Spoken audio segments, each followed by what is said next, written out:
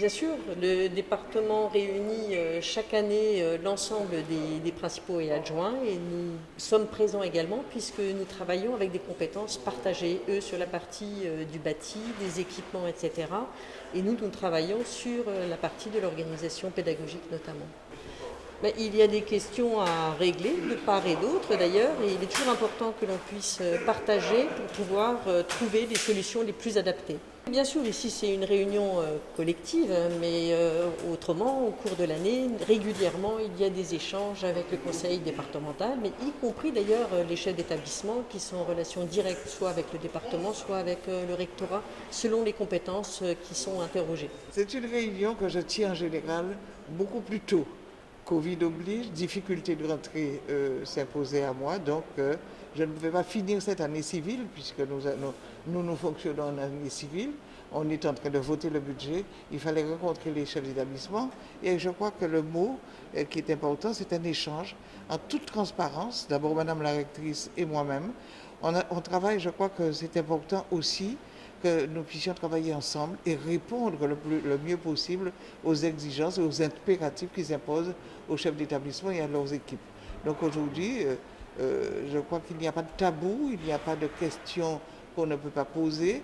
On ne peut pas, par exemple, j'ai eu, s'agissant du problème du personnel ATEC, qui dans les établissements pose certains problèmes, nous mettrons en place certainement un groupe de réflexion, de travail, de façon à ce que nous puissions rappeler à ce personnel, par exemple, à TEC, qu'il est aussi important que les enseignants, que le chef d'établissement. Et je crois que ce genre de réunion permet aussi de mettre en exergue peut-être des petits points que nous ne voyons pas. Nous avons nos techniciens qui sont souvent dans les établissements scolaires. D'ailleurs, on l'a rappelé, on les remercie, on les félicite. Mais je crois qu'il y a des petites choses qu'il vaut mieux que ce soit les hommes de l'art, les hommes de terrain et femmes de terrain, femmes de l'art qui puissent nous interpeller, nous faire des propositions. Pas partout. Vous avez par exemple entendu le problème de Saint-Wulf, par exemple, à Capesterre-Belle-Eau, où à l'époque, accueillir les élèves, on avait construit à Telchid, c'est-à-dire beaucoup plus loin. Un bel établissement, un établissement capable d'accueillir l'ensemble des enfants de Capesterre-Belle-Eau, se pose la question du devenir de Capesterre, de cet établissement. Donc une belle réflexion qu'il faut mener, puisqu'il y a quand même, il me semble, à peu près 500 élèves dans cet établissement. Le problème de la restauration scolaire se pose à Capesterre-Belle-Eau.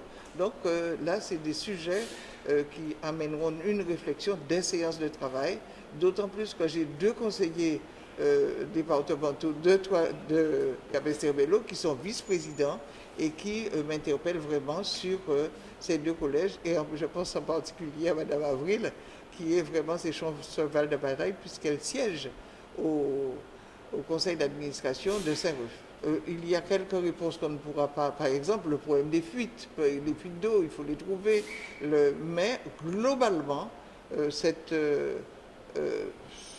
n'y a pas de problème, il n'y a pas eu de problème particulier pour effectuer la rentrée. Rappelez-vous que j'ai réouvert les établissements, c'est-à-dire en les dotant de en mettant en place toutes les conditions possibles pour éviter que les enfants ne soient contaminés. Donc très vite, on a réouvert nos collèges parce que j'estime que la place des enfants, à leur âge, des adolescents doivent se retrouver à l'école avec des camarades. Donc beaucoup de questions se posent dans l'éducation. Le problème, par exemple, de la diminution des élèves un peu partout. Prenons par exemple Terre de Bas. Il y a 25 élèves qui sont actuellement, je crois, en primaire, qui vont monter, donc peut-être qu'on n'aura pas d'enfants en sixième. Donc une réflexion qu'il faut mener avec les parents d'élèves, avec les chefs d'établissement, mais aussi avec le rectorat. C'est le rectorat qui qui est en première ligne, et nous avec.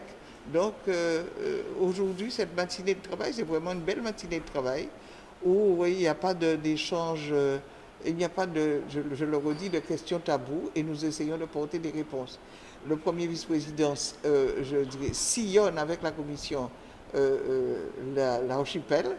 Il était la semaine dernière à Terre de Bas et Terre de Haut. Donc vous voyez que nous sommes sur le terrain, d'autant plus que nous sommes issus de ce monde-là. Donc on ne l'oublie pas, même si actuellement nous sommes politiques, mais je crois qu'il est important de se dire qu'il faut obligatoirement, c'est notre responsabilité, donner à tous les enfants de Guadeloupe les meilleures chances, les meilleures conditions possibles pour leur scolarité et réussir cette scolarité. Enfin, c'est l'archipel et vous oubliez que je suis marie-galantaise. Je suis à la fois capestérienne, grand-bourgeoise et saint-louisienne, puisque je crois que quand on est marie-galantaise, on essaie de faire en sorte que cette double insularité qui nous pénalise à certains moments soit gommée par notre engagement, notre volonté d'aller plus loin. C'est pour ça, par exemple, j'ai parlé du vivre ensemble. Est-ce que nous allons nous contenter d'avoir peut-être 50 élèves à Capesterre, 50 élèves à Saint-Louis ou 100, et puis un peu plus à Grandbourg? Est-ce qu'il ne faudrait pas avoir un vrai collège avec une vraie restauration? L'enfant est déposé le matin et restauré et rentre le soir à la maison. Donc c'est vraiment des vraies questions.